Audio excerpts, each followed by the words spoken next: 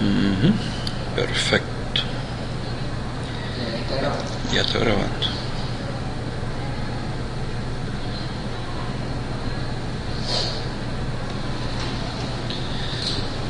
Bueno, chicuelos, entonces esta es la famosa clase de mecanismos de acción de hormonas que en teoría actúan fundamentalmente a nivel de núcleo.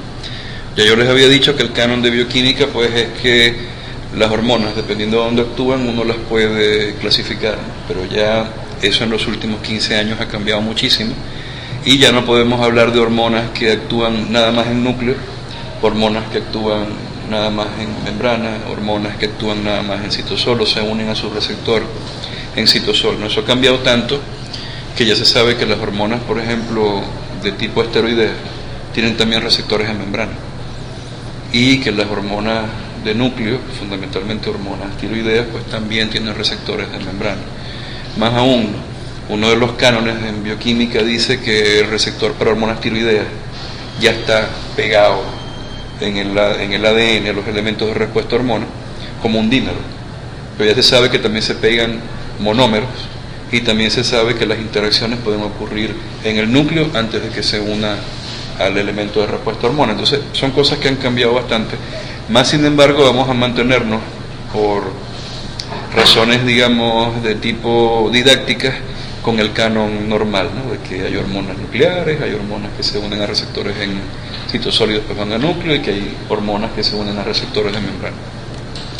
Por supuesto, para poder entender bien el proceso de una hormona que actúa a nivel de núcleo, es primero importante comprender el proceso en el cual yo puedo tomar la información del ADN, la información de los genes, y llevarla hacia el citosol para que ocurra la síntesis proteica. Eso es lo que se llama el dogma central de la biología molecular, ¿no? o el dogma central de la genética molecular. ¿Qué dice el famoso dogma central, ¿no? Que tenemos el ADN, en el ADN hay información, esa información está contenida dentro de secuencias polinucleotídicas que se llaman genes, ¿verdad? Esa secuencia polinucleotídica no puede salir del núcleo, está dentro del ADN, y como no puede salir, yo tengo que transcribirla. Es como si ustedes tuvieran aquí un libro que no lo pueden sacar del centro de investigación. Entonces lo único que les queda es revisarlo y escribir en otra hoja una transcripción de una porción pequeña del libro, porque no pueden copiar todo el libro. Igual ocurre con el ADN. Es muy difícil copiar toda la información genética contenida en el ADN, sobre todo cuando lo que me hace falta es una porción pequeña, una porción que codifique la información de una proteína. Entonces yo sencillamente lo que hago es transcribir una porción pequeñita del ADN, que llamamos gen, en una molécula que sí pueda entrar o salir del núcleo, que se llama ARN mensajero. El ARN mensajero también es un ácido nucleico, también tiene bases nitrogenadas, tiene un azúcar, tiene fosfato, pero hay una pequeña diferencia en una base nitrogenada, ¿cierto? El ADN tiene uracilo como base de tipo pirimídica, ¿no? Ese ARN mensajero, cuando ocurre el proceso de la transcripción, el ARN mensajero sale del núcleo y se va hasta el ribosoma. El ribosoma entonces es capaz de leer codones de bases nitrogenadas, es decir, grupos de 3 bases, e inserta un aminoácido dependiendo de la secuencia de esas bases. Ese proceso en el cual el ribosoma lee la información del ARN mensajero se llama traducción, ya no es transcripción. ¿Por qué se llama traducción? Porque estoy hablando de un idioma a otro, un idioma de bases nitrogenadas, un idioma polinucleotídico, a un idioma de aminoácidos. Entonces yo estoy pasando la información de un idioma que tiene 4 letras a un idioma que tiene 20 letras, son idiomas diferentes. Pero en fin, entonces el proceso de transcripción, viaje del ARN mensajero al citosol y posterior traducción, en conjunto representan lo que se llama expresión genética. Un gen se expresa, un gen que está en el núcleo se expresa. Vamos a apagar esto porque si no me van a dejar dar clase. Un gen se expresa Cuando ese gen se transcribe, se traduce y genera una proteína. Cuando yo digo este gen se expresó, es porque se produjo en el citosol una proteína con la información de ese gen. Ahora, si ustedes notan el ADN en el núcleo, fíjense que ese ADN es una doble tira, una doble tira polinucleotídica, ¿no? Y en verdad el ADN no está así. Eso es una concepción infantil, pueril, lúdica de cómo en verdad se organiza el ADN. Obviamente la estructura primaria del ADN es una doble tira polinucleotídica que forma una hélice. Eso es cierto. Pero el ADN tiene órdenes estructurales de organización cada vez más complejos. Ese es el orden más simple. Pero el ADN no se consigue así en el núcleo. El 99% del ADN está súper enrollado. El 99% del ADN está compactado. Está muy compactado. Nosotros tenemos en nuestro núcleo un ADN que si lo estiráramos mediría 2 metros.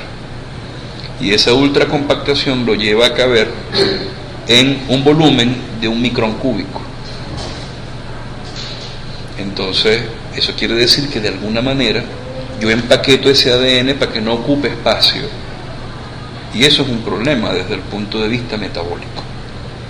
Porque el ADN ultracompacto no se puede transcribir.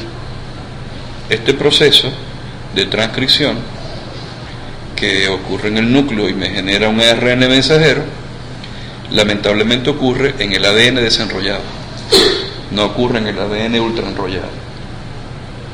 Entonces, para yo poder hacer transcripción, yo tengo que desenrollar el ADN. Y entonces es importante saber cómo se organiza ese ADN dentro del núcleo. Entonces fíjense en esa gráfica como hay órdenes de compactación de ADN, donde lo más sencillo es la doble hélice. Pero esa doble hélice, para que ocupe menos volumen, lleva luego un primer orden de compactación.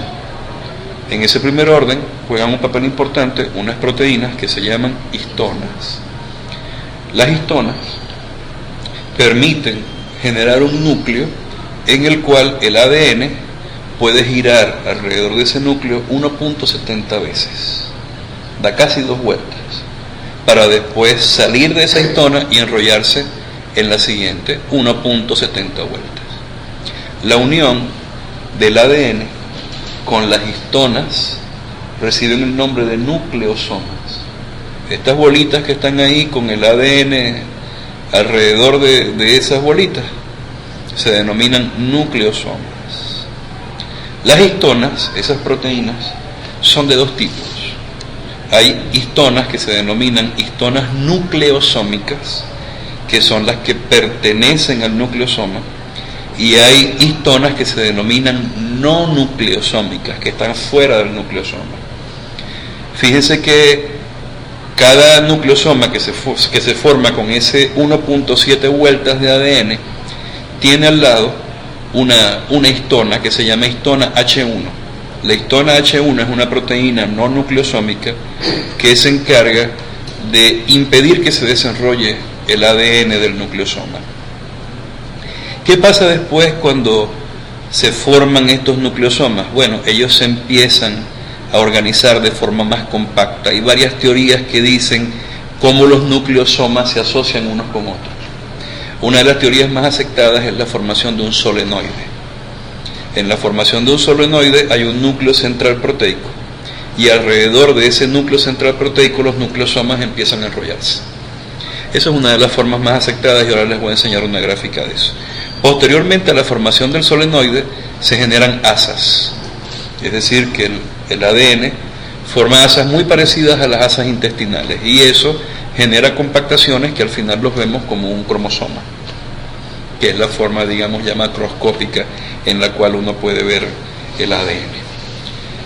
Las histonas son proteínas, pero que tienen una característica fundamental, y es que son proteínas ricas en 2 aminoácidos, la lisina, LI, lisina, y la arginina. Si recuerdan la estructura de la lisina y de la arginina, van a seguro recordar que tienen cadenas laterales cargadas positivamente, tienen grupos aminos. Y esos grupos aminos precisamente le dan a esas histonas una carga neta positiva. Y el ADN, a merced de sus fosfatos, tienen carga neta negativa. Y entonces las histonas que son positivas y el ADN que es negativo se atraen y permiten que ellos se puedan unir a través de fuerzas débiles. Por supuesto, recuerden el papel de la histona H1 en la estabilización de la unión entre la histona y el ADN. Las histonas forman un gran núcleo que ya les dije que se llama nucleosoma, ¿verdad? Y un nucleosoma está formado por 8 histonas, formando lo que se denomina el octámero de histonas. ¿Cuáles son esas histonas? Bueno, 2 subunidades de histona H3, 2 subunidades de histona H4, 2 subunidades de histonas H2A y 2 subunidades de histonas H2B. Eso forma un núcleo de 8 histonas nucleosómicas, a las cuales se une, por supuesto, pues el ADN. En esa gráfica podemos ver los diferentes tipos de organización espacial del nucleosoma. Fíjense que aquí tenemos el nucleosoma en forma de una tira simple, pero si yo enrollo el nucleosoma alrededor de un eje, me va a formar entonces lo que se denomina el solenoide. La figura C muestra el solenoide visto desde arriba. También hay otras formas que algunos autores han propuesto, como por ejemplo el enrollamiento tipo cierre, tipo zip, en el cual se alterna una histona al lado de la otra a través de un giro. Todas son formas de intentar explicar cómo yo puedo condensar todavía más el ADN después que yo lo tengo súper enrollado en las histonas, y en verdad pues no es motivo de esta clase. Entonces fíjense que lo importante, ¿no?, es que estas histonas, al tener cadenas laterales cargadas positivamente, en este caso los NH3, esos NH3 atraen a los fosfatos del ADN y permiten que ese ADN se enrolle alrededor de la histona. Y ahí pues volvemos a repetir el papel fundamental de la histona H1 en el mantenimiento de esa estructura. Como les dije al principio, cuando el ADN está súper enrollado en las histonas, la maquinaria enzimática que lo va a transcribir, es decir, la ARN polimerasa, no puede acceder físicamente al ADN, y por lo tanto ni los factores de transcripción, ni los receptores para hormonas esteroideas, ni los receptores para hormonas tiroideas se pueden unir al ADN que está súper enrollado. Para que eso ocurra, tendría que pasar en una porción del ADN que no esté súper enrollado, o en un ADN que estando súper enrollado se desarrolle. Entonces tenemos que lograr que ese ADN que está ahora súper compacto se desarrolle. ¿Cómo lo haríamos? No le puedo quitar las cargas negativas al fosfato. ¿Sobre qué otra cosa puede interactuar? Si no es sobre el fosfato, sobre las histonas. Entonces yo puedo cambiar la carga neta de las histonas y puedo provocar que se desarrolle el ADN. Generar la acetilación. Eso es acetilación. Eso es correcto. Hay enzimas que se llaman histonas acetiltransferasas, HAT, que son hormonas que se encargan de transferir grupos acetilos a la histona, en esos grupos que están cargados positivamente. Entonces, ¿qué pasa? Que si yo bloqueo ese sitio positivo, lo pongo neutro, en este caso, una cadena lateral alifática, y eso hace que se pierda la interacción entre el ADN y la histona, y entonces el ADN se desarrolla. Y eso es un fenómeno local, no ocurre en todo el ADN, sino en porciones pequeñas del mismo. Cuando eso ocurre, el ADN se desarrolla, y cuando se desarrolla, entonces puede ser transcrito y se puede generar ARN mensajero. Ahora, estas enzimas que tienen actividad de histona acetiltransferasa, a pesar de que son enzimas, reciben un nombre específico en biología molecular. Se llaman coactivadores. Los coactivadores son moléculas proteicas que favorecen la transcripción porque tienen actividad de histona acetiltransferasa y permiten el desarrollamiento de las estructuras ultra enrolladas alrededor de los núcleos histónicos. Entonces eso es un elemento que es fundamental en esto que vamos a ver ahora. Ahora, así como el ADN se desarrolla, después que ocurre la transcripción, lo deberíamos volver otra vez a ¿qué? a enrollar, ¿verdad? Y entonces para volver a enrollar, ¿qué debería hacer? Quitar los grupos acetilo y volver a dejar otra vez los grupos amino, ¿cierto? Bueno, eso lo hacen unas enzimas que se llaman histonas desacetilasas, HDAC. ¿Qué hacen esas enzimas? Lo contrario. Remueven los grupos acetilo, quedan otra vez los grupos amino libres y el ADN se vuelve a superenrollar. Exactamente, esas enzimas en biología molecular sabemos que son desacetilasas, ¿no? Pero reciben el nombre de correpresores. Entonces los coactivadores tienen actividad de acetilasa, de acetilación, perdón, y los correpresores de desacetilación. Ahora, vamos a poner esto dentro de un contexto importante, ¿no? En genética van a haber algunos conceptos básicos, ¿no? El nombre de cromatina, por ejemplo. Eso creo que lo han escuchado. Sí. ¿Qué es cromatina? Cromatina no es más que complejos que se forman entre el ADN y proteínas. Eso es cromatina. Eso quiere decir que la interacción, por ejemplo, de las histonas con el ADN son parte de la cromatina. La cromatina es una forma muy compacta de ADN, muy compacta de ADN. Hay dos tipos de cromatina. Una se llama la heterocromatina y la otra la eucromatina. La heterocromatina es la fracción de la cromatina que está asociada a proteína y que tiene un alto grado de compactación. En otras palabras, la parte del ADN que está unida con las histonas, formando los nucleosomas. ¿Por qué se llama hetero? Bueno, porque es ADN y es proteína. Ahora, la eucromatina es la parte de la cromatina que no está unida a proteína. Es una cromatina muy homogénea, porque no tiene proteína, es puro ADN. Y son zonas que están abiertas de forma constitutiva para transcripción. Fíjense que ustedes ven el nucleosoma que da, el ADN da una vuelta y media al núcleo de histona y después hay una parte de ADN que está libre. Y después le da otra 1.7 vueltas. Hay espacios de ADN que están libres y que no están unidos a proteína. Antes se creía que eso no servía para nada. No, eso es un elemento conector entre una histona y otro, entre un nucleosoma y otro. Y después nos hemos dado cuenta de que en verdad ese pequeño pedacito corresponde a elementos reguladores.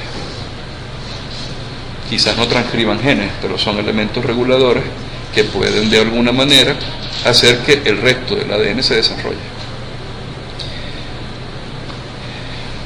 Ahí tenemos dos conceptos que son interesantes, ¿no? La eucromatina, como les decía, que da la fracción que se puede condensar y descondensar durante cualquier momento del ciclo celular, y la heterocromatina facultativa, que también tiene la misma capacidad. Entonces los conceptos, estos conceptos que son un poquito añejos, se tienden a solapar y a producir cierto conflicto en los estudiantes.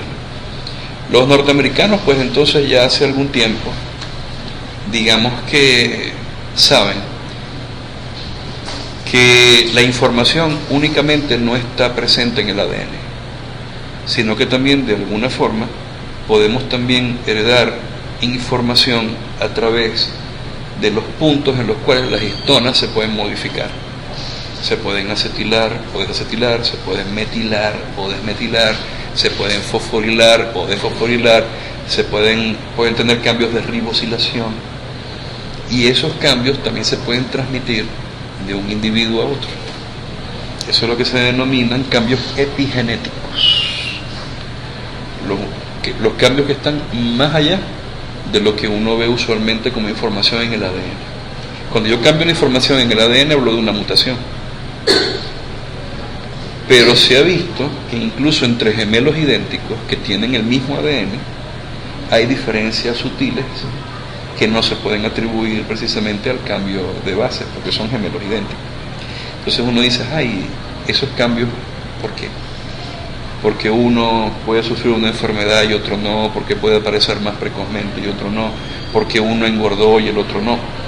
Entonces se supone que hay elementos ambientales y elementos genómicos que pueden estar siendo modificados en un individuo que se expone a un ambiente diferente.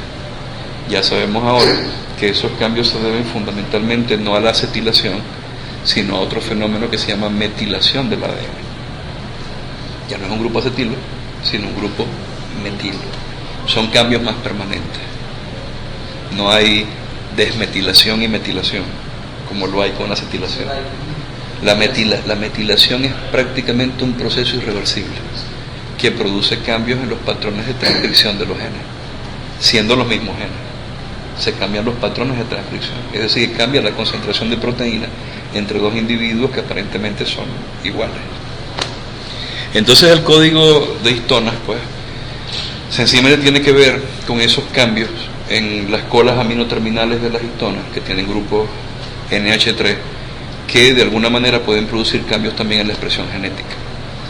En primer lugar, ese código de histonas tiene varios postulados, ¿no? El primero dice que la facilidad con la que las proteínas asociadas a la cromatina, es decir, factores de transcripción, podrían acceder al ADN, estas modificaciones, pues, que producen estos factores de transcripción en relación a ser señales de reconocimiento, pueden también modificar la expresión genética cuando yo modifico también el grado de metilación de las histonas. En segundo lugar, la generación de combinaciones de modificaciones en un extremo de histonas que también se pueden heredar. Las estructuras de eucromatina y heterocromatina serán en mayor medida dependientes de las concentraciones locales de histonas modificadas, fundamentalmente las metiladas, que la información contenida en estas histonas podría ser heredada en las células hijas tras la replicación de ADN. Y entonces, bueno, como les dije anteriormente, pues esas modificaciones más comunes son la metilación, la fosforilación, la ubiquitinación, la ADP-ribosilación, y la más estudiada de ellas, que es la acetilación, que es la que tiene que ver con regulación rápida en los patrones de expresión genética. Entonces, cuando ya hablamos, ¿no?, de hormonas que actúan a nivel nuclear, estamos hablando de hormonas que de alguna manera interactúan con el ADN. Y no es descabellado pensar de que no es que nada más interactúen con el ADN, sino que interactúen con puntos específicos del ADN que tienen naturaleza reguladora, es decir, con los llamados genes reguladores, con el sitio operador, el sitio promotor, etc. Entonces, los elementos de respuesta a hormonas son las partes del ADN que interactúan con los receptores nucleares, es decir, los receptores para hormonas tiroideas y los receptores para glucocorticoides, para poner dos ejemplos clásicos. Hay muchos tipos de receptores nucleares, pero a nosotros nos interesan fundamentalmente dos: los receptores para hormonas de naturaleza esteroidea y los receptores para hormonas tiroideas, particularmente T3. Ese es el nivel en este momento para ustedes. Después hablaremos de muchas cosas, pero en este momento tengan presentes que nada más hay dos tipos de receptores nucleares útiles para ustedes: los receptores para esteroides y los receptores para hormonas tiroideas. Esos receptores para hormonas esteroideas y tiroideas reconocen sitios muy específicos del ADN, secuencias de bases nitrogenadas del ADN, que se denominan elementos de respuesta a hormonas. Habrán elementos de respuesta para hormonas esteroideas y habrán elementos de respuesta a hormonas para hormonas tiroideas. Entonces, fíjense que es una secuencia muy sencilla de bases nitrogenadas.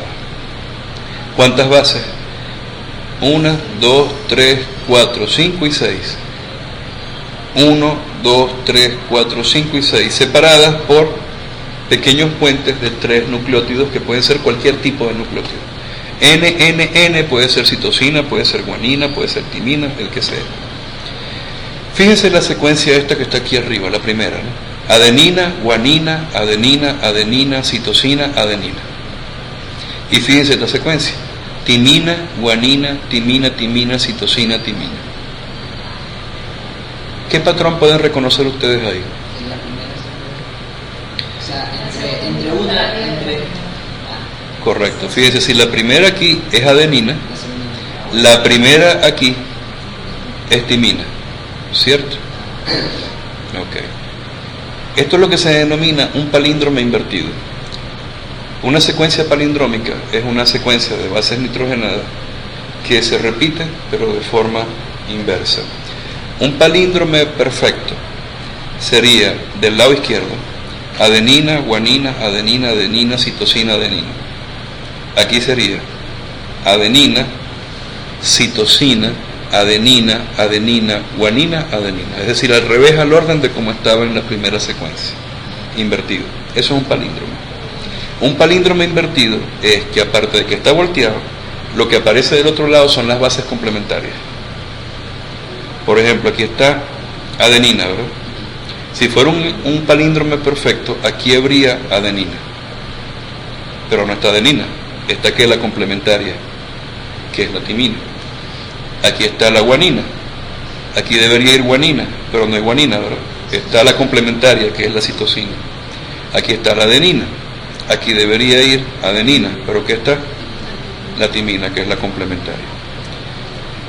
Y entonces, para cada tipo de hormona de naturaleza esteroidea y de naturaleza tiroidea, tenemos que un elemento de respuesta a hormona específico, donde el receptor se va a unir.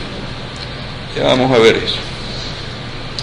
¿Qué son esos receptores nucleares? ¿Qué es eso de receptores que actúan a nivel del núcleo?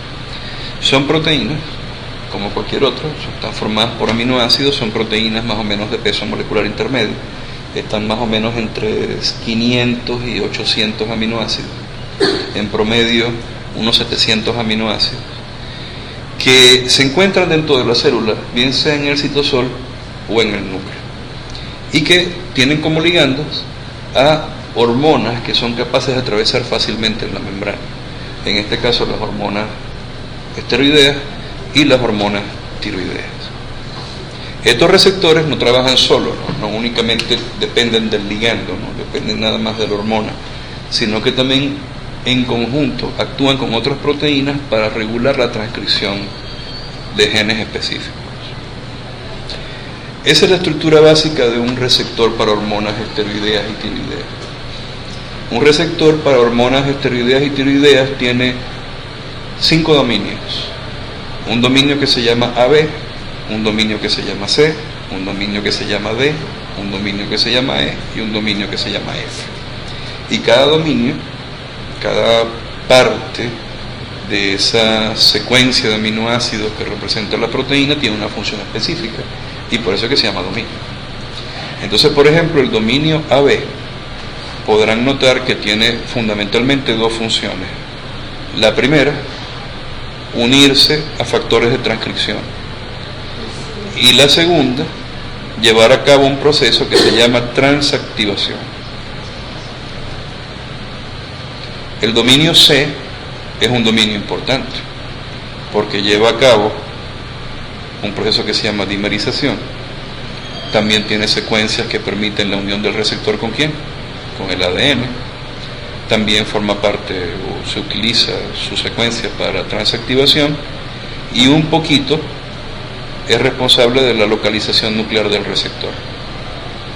El dominio D fundamentalmente es transactivación y el dominio E es importante porque permite la unión del receptor a las proteínas de choque térmico, permite la unión a la hormona, permite la transactivación y permite un fenómeno que se denomina silenciamiento.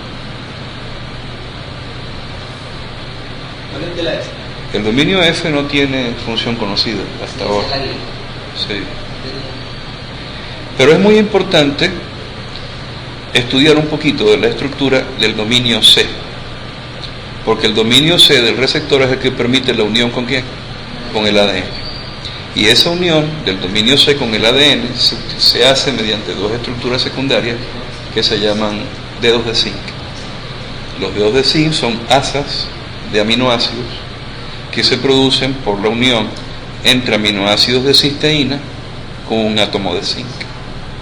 Y eso forma dos estructuras en forma de bucles que permiten que la proteína interactúe con el ADN. A nivel de la hendidura mayor del ADN se mete y permite que encajen perfectamente el receptor para hormonas esteroideas tiroideas con el elemento de respuesta a hormona.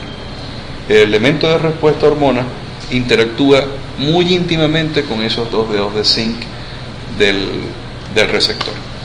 Ahí tienen una visión un poco más bonita y observen del lado izquierdo cómo los dedos de zinc interactúan con las hendiduras mayores del ADN, en lo que se denomina el dominio de unión al DNA, que se encuentra ¿en dónde? En el dominio C de la proteína. Por otro lado, el otro elemento importante es a nivel del E, de la región E, donde está el sitio donde se une el ligando, en este caso la hormona. Ahí tiene la estructura primaria del receptor para glucocorticoides, el receptor para cortisol. Es una proteína que tiene 777 aminoácidos. La primaria, sí. Ahí están todos los 777 aminoácidos en código de una letra. Y por supuesto, ahí en algún sitio está el dominio A, el AB, el C, el D, el E y el F. Y esos son algunos de los ligandos, es decir, las hormonas que se unen a esos receptores. Ahí tenemos el 17-beta-estradiol, el estradiol, testosterona, cortisol, la vitamina A, la T3, el calcitriol, el 1.25 hidroxicolecalciferol, que son todas hormonas de naturaleza nuclear y todas se unen a receptores de ese tipo. Y esos receptores, junto con el ligando, se unen al ADN en el elemento de respuesta a hormonas. O sea, lo que une al receptor con el ADN es el elemento de respuesta a hormonas. El ADN tiene elementos de respuesta a hormonas, son pares de base, y esos pares de base son reconocidos por el receptor, gracias al dominio C, a los dedos de zinc. ¿Cuántos tipos de receptores nucleares hay? Hay 4, pero a mí me interesa que nada más sepan 2. El tipo 1, que generalmente esos receptores se encuentran en el citosol, y en el citosol se consiguen con hormonas, y de ahí viajan al núcleo. Esos ejemplos clásicos, el de cortisol, el de estrógeno, el de progesterona, testosterona, todo lo que tiene que ver con hormonas de naturaleza esteroidea. Sí, señor.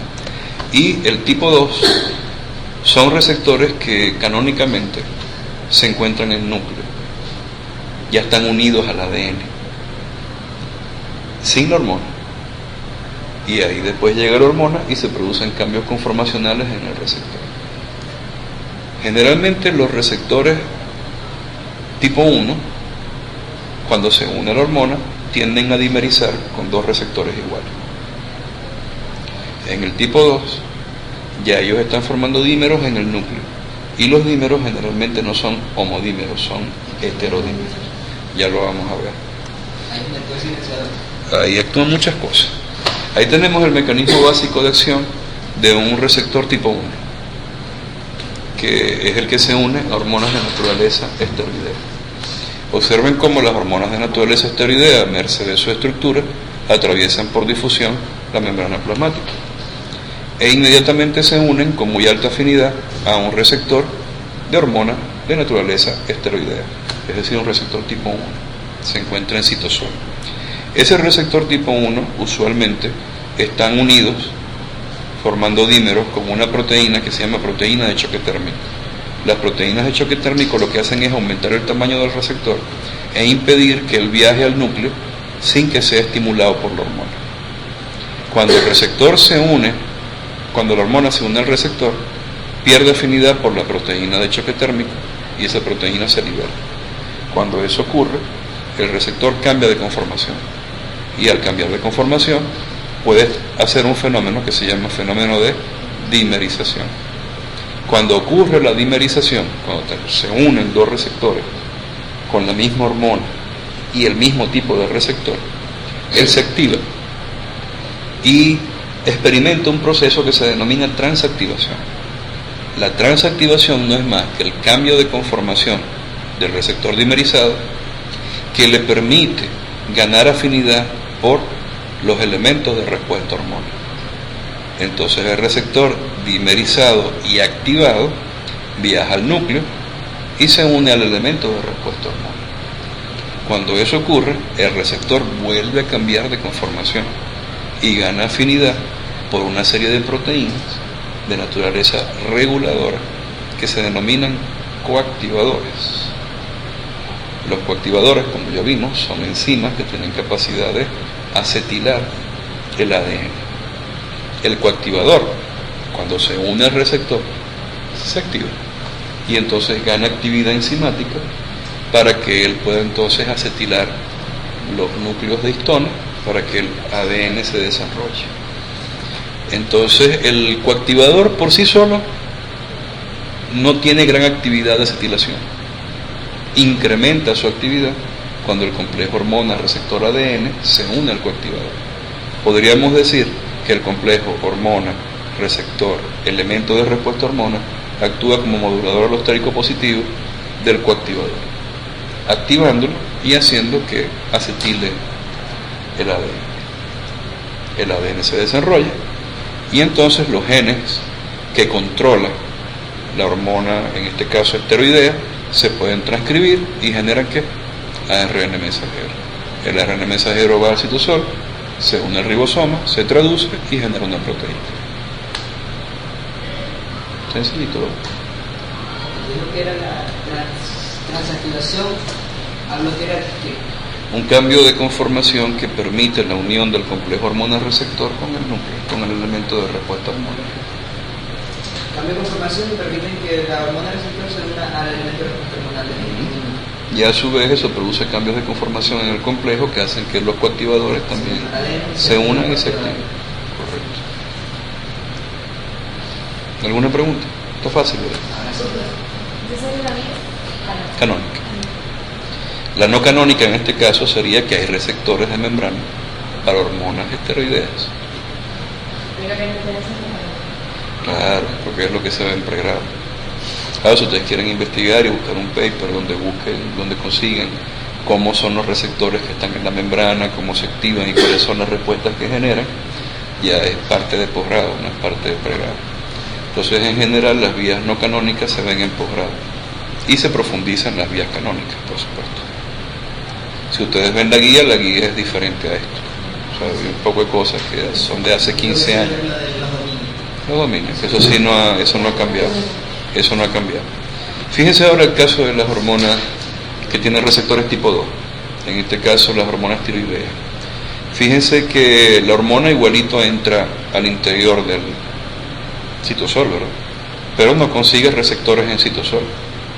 Los consigue ¿dónde? Ya directamente en el núcleo, unidos al elemento de respuesta hormona.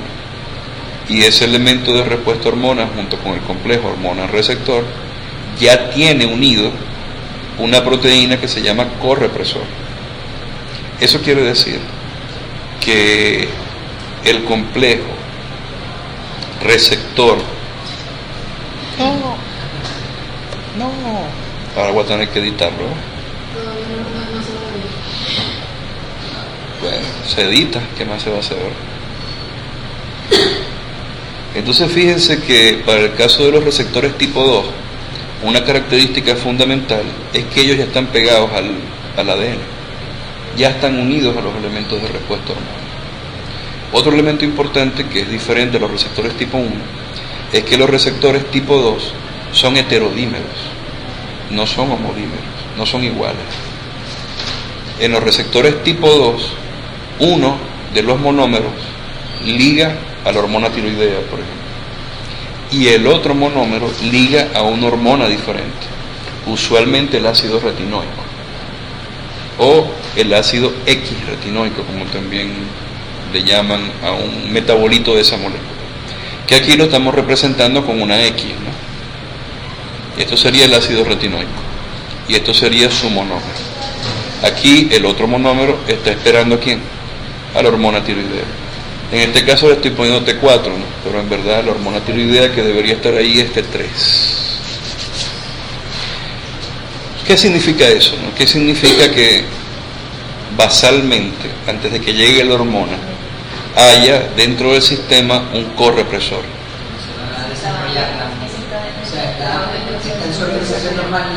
El correpresor está acetilando, está desacetilando las histonas y eso hace que su unión del ADN con la histona sea mucho más fuerte y entonces no haya cromatina abierta para transcripción. Eso se llama silenciamiento basal. Ese fenómeno en el cual hay una hiperacetilación de las histonas y desacetilación de las histonas y eso haga que ellas se mantengan súper enrolladas, se llama silenciamiento basal. Solo en los receptores tipo 2.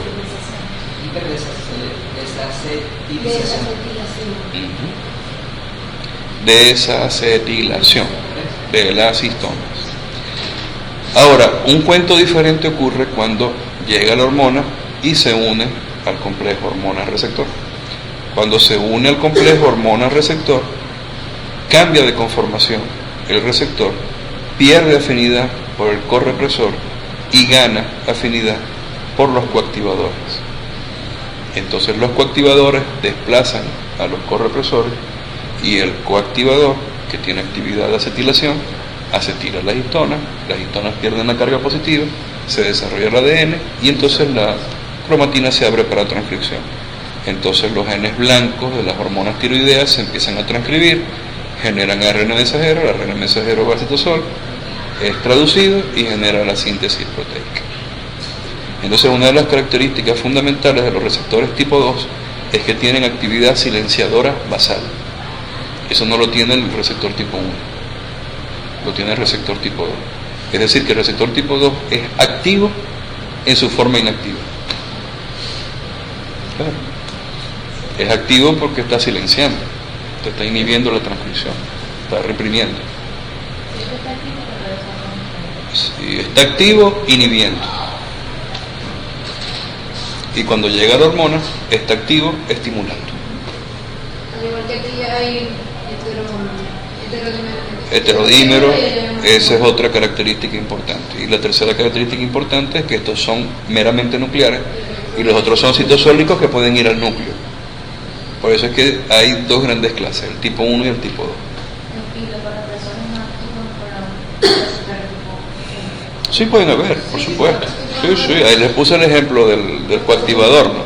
Pero pueden haber correpresores. Hay momentos en los cuales yo necesito que el gen se reprima. Cuando hay represión es porque hay presencia de correpresores que están haciendo que el ADN se superenrolle. La represión no tiene que ver nada con la proteína de choque térmico. O sea, es parecido a quién. No, la proteína de choque térmico lo que hace es mantener los receptores en el citosol hasta que llegue la hormona. Entonces, bueno, estas son las características, digamos, que más importantes, ¿no? Y habrán visto en el examen de simulacro que lo que pregunté fue eso. No pregunté nada diferente, ¿no? Entonces, bueno, espero que les haya sido de utilidad la